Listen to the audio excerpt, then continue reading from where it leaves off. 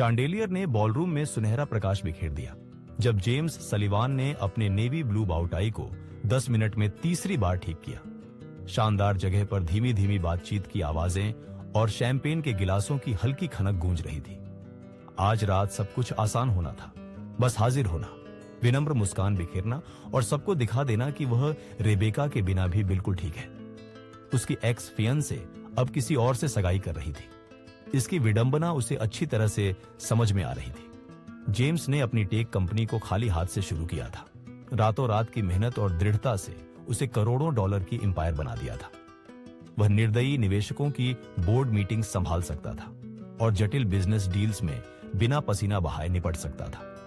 लेकिन अपनी एक्स की सगाई पार्टी में अकेला खड़ा होना, वह उसकी अब तक की सबसे बड़ी चुनौती लग रही थी। यहीं से एम्मा की एंट्री हुई। एम्मा कार्टर अब उसके बगल में खड़ी थी। उसके गोरे बाल हल्की लहरों में बिखरे हुए, जो रोशनी में और खूबसूरत लग रहे थे। उसने एक पन्ना हरा ड्रेस पहना हुआ था, जो हर सांस के साथ चमक रहा था।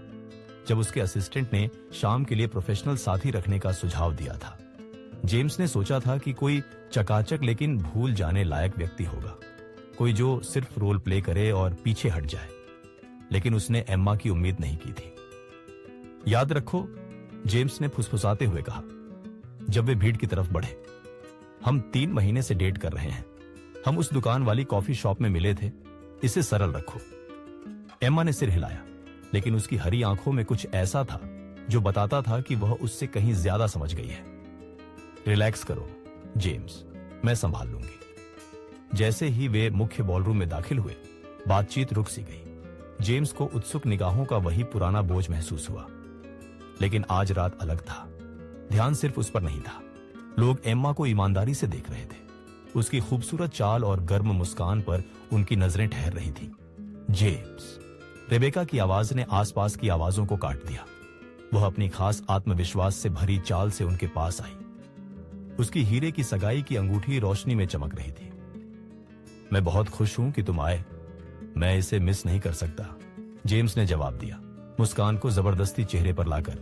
रेबेका, ये एम्मा है। एम्मा, ये रेबेका। एम्मा ने गर्मजोशी से हाथ बढ़ाया। आपकी सगाई पर बधाई। जगह तो बिल्कुल शानदार है। रेबेका की आंखों में कुछ झिलक आया जो जेम्स पहचान नहीं सका। धन्यवाद। और तुम दोनों कितने समय से साथ हो? 3 अद्भुत महीने, एम्मा ने सहजता से कहा। उसका हाथ जेम्स की बांह पर आ गया। यह छोटा सा इशारा उसे अप्रत्याशित गर्माहट दे गया। जैसे ही रेबेका दूसरे मेहमानों को नमस्कार करने चली गई, जेम्स एम्मा को और गौर से देखने लगा। वह सिर्फ रोल प्ले नहीं कर रही थी, बल्कि उसे जी रही थी।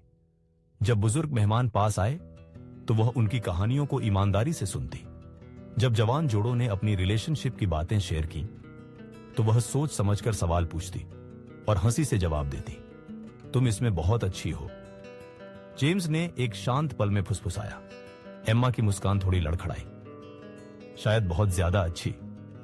इससे पहले कि जेम्स पूछ पाता, शाम का कार्यक्रम शुरू हो गया।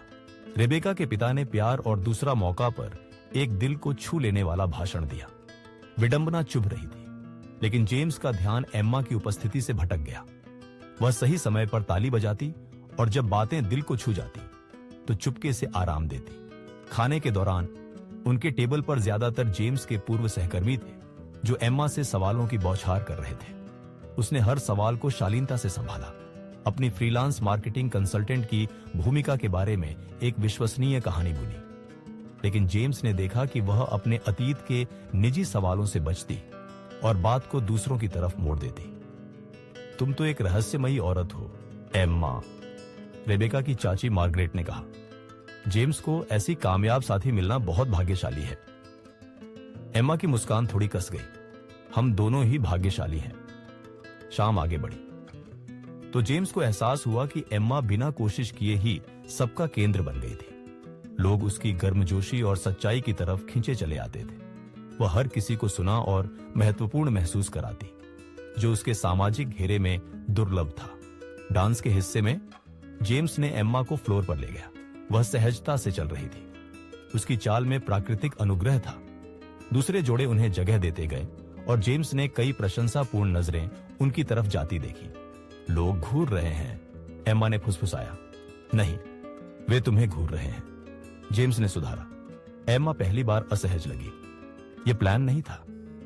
क्या मतलब? उसने हिचकिचाते हुए कहा। मैं तो अदृश्य रहनी थी, जेम्स के पीछे का साया।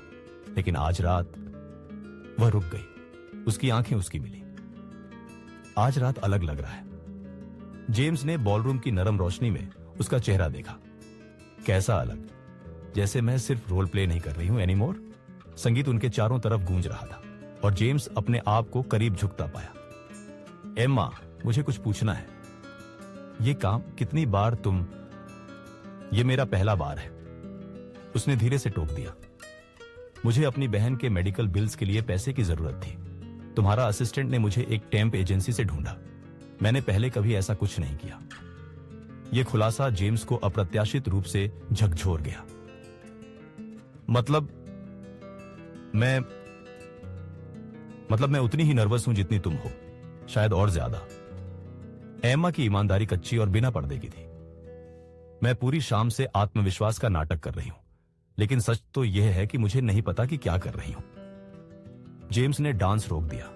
उसके हाथ अभी भी उसके हाथों में थे। दूसरे जोड़े संगीत पर झूम रहे थे, लेकिन वह एक पल में ठहर सा गया। तुम आज रात कमाल की रही हो, उसने कहा। केवल कमाल ही नहीं, बल्कि इससे कहीं ज्यादा। तुमने इसे बर्दाश्त करने लायक बना दिया, जब मैं सोच रहा था कि यह तो तड़प होगी। एम्मा की आंखों में चमक आ गई।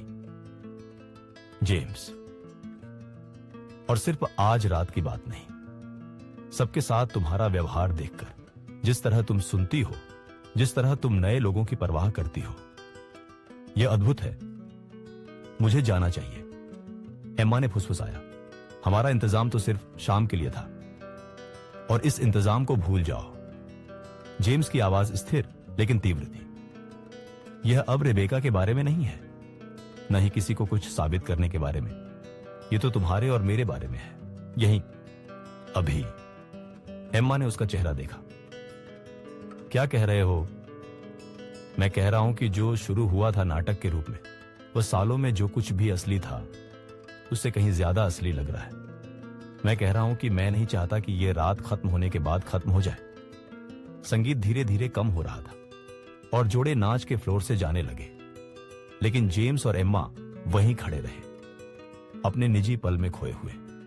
मुझे नहीं पता कि कैसे वो औरत बनूं जो सब मुझे आज रात समझ रहे हैं, एम्मा ने कबूल किया। मैं निखरी हुई या शानदार नहीं हूं। मैं 3 पार्ट टाइम नौकरियां करती हूं और एक छोटे से स्टूडियो फ्लैट में रहती हूं। मैं वो औरत नहीं चाहता जो सब समझते हैं। ये सापे की सताते की सौप पेरापे किसका की, जेम्स ने जवाब दिया। मैं वो औरत चाहता हूं जो मार्गरेट की पोते पोतियों की कहानियां सुनती थी। मैं वो औरत चाहता हूं जो उस शर्मीले वेटर को मुस्कुरा दिया। मैं असली तुम्हें चाहता हूं, एम्मा। एम्मा की गाल पर एक आंसू लुढ़क गया। असली? मैं जटिल हूं, अस्त व्यस्त, मेरे साथ बैगेज और जिम्मेदारियां में, और मेरे साथ भी। जेम्स ने धीरे से उसका आंसू पोंछते हुए कहा। लेकिन शायद हम साथ में इससे निपट लेंगे। एम्मा ने बॉलरूम के चारों तरफ नजर घुमाई, जहां एलिगेंट मेहमान और शानदार साज सज्जा थी। ये दुनिया जिसमें तुम रहते हो, वो मेरी नहीं है, तो हम अपनी खुद की दुनिया बना लेंगे। शाम अब समाप्त होने को थी। मेहमान विदाई लेने लगे। रेबेका ने आखिरी बार उनसे बात की। उसके चेहरे पर विचारपूर्ण भाव था। जेम्स, शुक्रिया कि आए। और एम्मा, वो रुकी, सावधानी से शब्द चुनते हुए। उसका ख्याल रखना, वो एक ऐसा इंसान है जो असली में क्या है, उसे देखने वाली को डिजर्व करता है। एम्मा ने जेम्स का हाथ कसकर पकड़ा। मुझे लगता है कि मैं अब समझने लगी हूं। जैसे ही वे बाहर की तरफ चल पड़े, जेम्स को लगा कि शाम की वजन अब कुछ नया और आशापूर्ण बन गया है। जो शुरू हुआ था एक जटिल नाटक के रूप में, वो अब कुछ असली और सुंदर में बदल गया था। बाहर ठंडी रात की हवा बॉलरूम की गर्मी से राहत दे रही थी। एम्मा थोड़ी कांपी और जेम्स ने अपना जैकेट ऑफर किया। तो अब क्या होता है? एम्मा ने कहा, सितारों की तरफ देखते हुए। जेम्स मुस्कुराया, महीनों में पहली बार हल्का महसूस करते हुए। अब हम एक एक दिन को जीते जाएंगे। कोई दिखावा नहीं, कोई दर्शक नहीं, सिर्फ हम। एम्मा ने सहमति में सिर हिलाया। उसकी मुस्कान उससे मिलती हुई। मुझे वो पसंद आएगा। वे जेम्स की कार की तरफ चल पड़े। उनके हाथ अपने आप एक दूसरे में जुड़ गए। उनके पीछे जगह रोशनी से जगमगा रही थी, लेकिन उनकी नजर आगे की अनिश्चित लेकिन असली संभावनाओं से भरी राह पर थी। कभी कभी सबसे खूबसूरत प्रेम कहानियां उसी साहस से शुरू होती हैं जब हम दिखावा छोड़कर असली बनना शुरू करते हैं।